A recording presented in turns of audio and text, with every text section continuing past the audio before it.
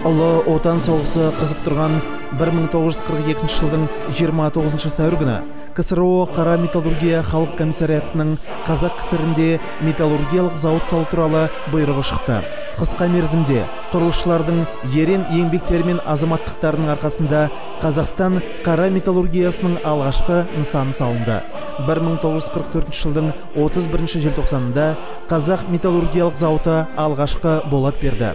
Мартин пештерінде тек металл ғана қорытылмайды. Сонымен қатар алғашқы металлургтердің мінезі, еңбек ерліктері шыңдалып шығады. Қазақстан қара металл тарихы осылай басталған. Теміртаудың еңбек даңқы осылай туған. 1956 жылы 14-15 ақпанда КОКП ОК 20 съезі Қазақ металлургиялық зауытына қуаттылығы жылына 1.350.000 тонна шойын және толассыз қаңылтыр стан өндіретін домна пеші жұмысқа қосылсын деп қаулы қабылдады. 1957 жылдың 3 желтоқсан күні салтанатты түрде алғашқы домнаның іргетасы қаланды. 1958 жылы 15-18 сәуірде ВЛКСМ 13 съезі Қазақстан магниткасын еліміздің бүкіл одақтық екпінді комсомол құрылысы деп атап өтті. 25 мыңнан астам кеңес патриоттары жаңа зауыт құрылысын салу үшін өздерінің барлық күштерін біріктірді. Кокса химиялық кешенде, көмір жөнелту трактасында,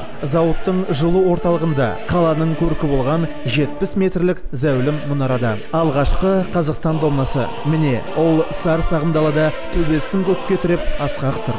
Енді санаулы күндерден кейін ол алғашқы балқымаларды бере бастайды.